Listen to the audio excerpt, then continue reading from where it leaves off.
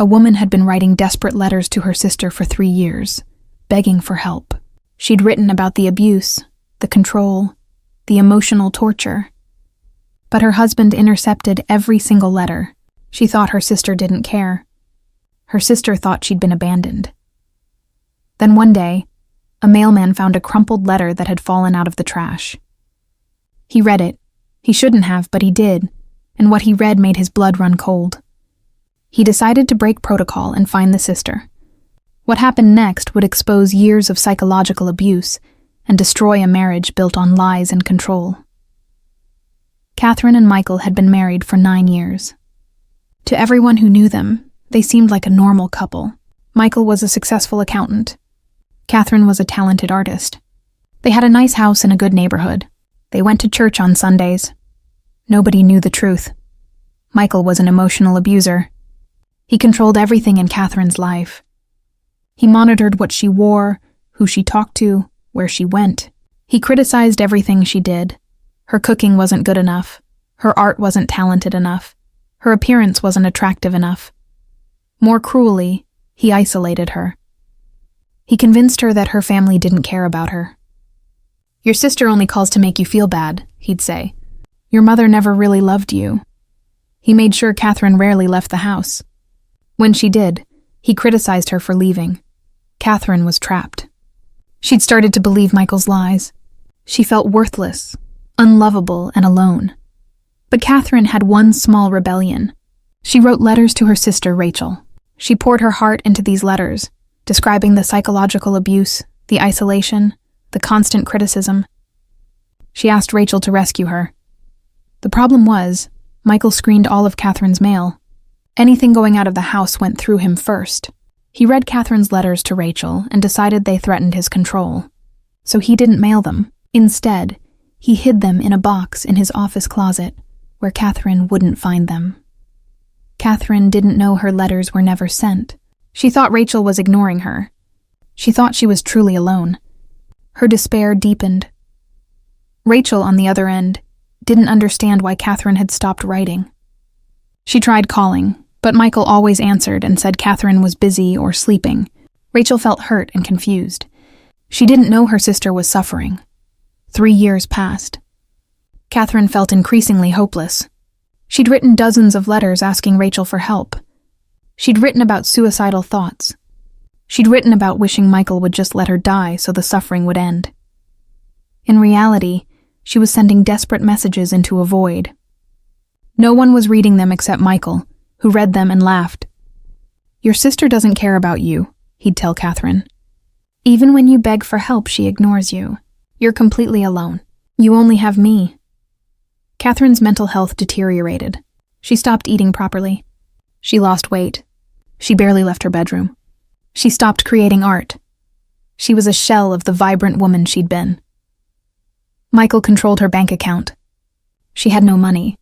She had no friends. He'd convinced her to stop talking to people. She had no family, at least not in any meaningful way.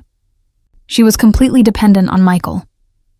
One day, Michael took out the trash in a hurry. He had a client meeting and forgot to sort through the mail carefully. A letter Catherine had written fell out and landed in the garbage can. That's where Postal. Carrier James discovered it. James was delivering packages to the neighborhood when he noticed a piece of mail sticking out of the garbage. Against protocol, postal workers are supposed to respect privacy. James picked it up and read it. The letter was heartbreaking. Catherine wrote, "Rachel, I'm so sorry I failed. I don't know why you've abandoned me. Michael says you never loved me anyway. I don't know how much longer I can do this. I feel like dying would be easier than living like this. If you get this letter, please know I love you. Please know I'm sorry for not being good enough for you to care about. Mom, if you somehow read this, I'm sorry too. I'm just not strong enough to survive this." James felt tears running down his face. This wasn't normal mail. This was a woman in crisis, a woman who was being hurt. He made a decision that violated Postal Service regulations. He traced the address on the envelope and looked up the sister's contact information. He found Rachel's phone number. That evening, James called Rachel. "This is going to sound strange," he said, "but I found a letter from your sister Catherine. She's written to you multiple times, and I don't think you're receiving them. I think someone is hiding them." Rachel's heart stopped. What? That's impossible. Catherine hasn't written to me in 3 years. James told Rachel about the letter he'd found. He read portions of it to her. As Rachel heard her sister's words, she began to cry. My sister is in danger, Rachel said. I need to get to her immediately. Rachel immediately called 911 and reported concerns for Catherine's welfare. She told the dispatcher about the hidden letters, the isolation, the emotional abuse. Police arrived at Catherine and Michael's house. Rachel came with them. When Michael answered the door, he tried to turn them away, but police had authority to conduct a welfare check. They found Catherine in her bedroom, severely depressed, malnourished, and showing signs of psychological abuse. She was confused when police explained that her sister had been looking for her, that her sister hadn't abandoned her. Michael said you didn't care, Catherine said weakly. That's not true, Rachel said, holding her sister. Michael kept your letters from me. I've been waiting to hear from you. I love you. I was never abandoning you. Catherine broke down completely. Years of pent-up emotion and despair came pouring out. She'd been living a lie. Her sister had cared all along. Police took Michael into custody. They searched his office and found 37 letters Catherine had written to Rachel, all hidden in the closet. They found other evidence of psychological abuse. Recordings Michael had made mocking Catherine, notes about his control strategies, financial records showing he'd hidden money from her. Michael was arrested and charged with psychological abuse and coercion, unlawful imprisonment through isolation and control, fraud, hiding financial information, intercepting mail, a federal crime. Rachel took Catherine to the hospital. Doctors diagnosed severe depression, malnutrition, and signs of psychological trauma. They started treatment immediately. During police interrogation, Michael showed no remorse. He claimed Catherine was unstable and that he was just managing her. He said keeping her isolated was for her own good, because she was too fragile to handle the outside world. He claimed intercepting mail was protecting her from people who wanted to hurt her. The trial was shocking. Prosecutors presented evidence of Michael's calculated abuse. Therapists testified about how psychological abuse works, how it slowly breaks a person down until they believe the abuser's lies. Catherine, with support from a victim's advocate, testified against her husband. She described the years of criticism, isolation, and control. She talked about believing her sister didn't care. She talked about contemplating suicide. I thought I was crazy, Catherine testified. I thought I was the problem. I didn't realize I was being systematically abused by someone who was supposed to love me. Michael was found guilty on all charges.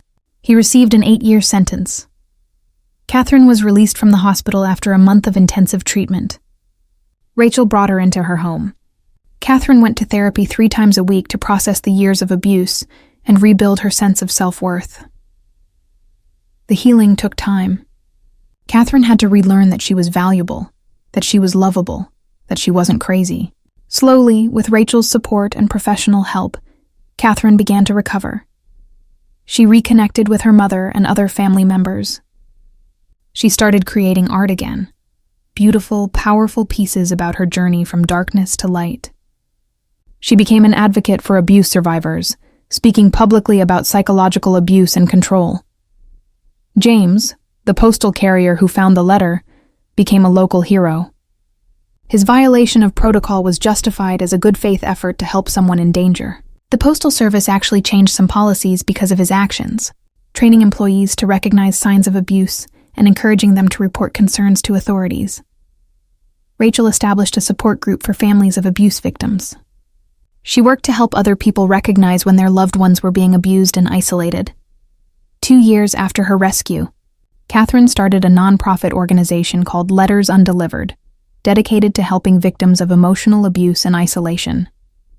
The organization provided resources, support groups, and legal guidance. The profound lesson echoes beyond this one family.